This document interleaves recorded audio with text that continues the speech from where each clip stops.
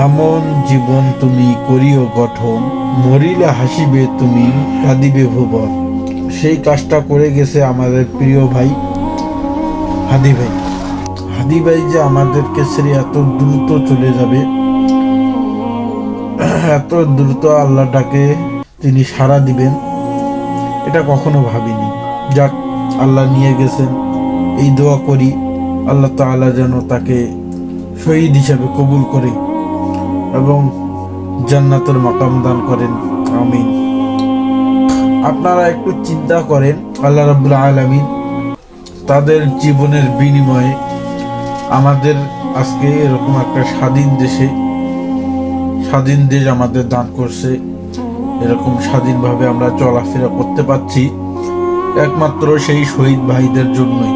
আমি মনে করি তাদের জন্য শুধু মুখেই নয়, ফেসবুকে নয়, তাদের জন্য প্রত্যেক নামাজে দোয়া রাখা উচিত। কারণ একমাত্র তাদের জীবনের বিনিময়ে আমরা আজকে এই বাংলাদেশ, এই নতুন বাংলাদেশ পেয়েছি। আল্লাহ রাব্বুল আলামিন হাদি ভাইয়ের পরিবারকে ধৈর্য ধারণ করা তৌফিক দান করুন। আমাদের সামনে আরো অনেক কাজ রয়েছে।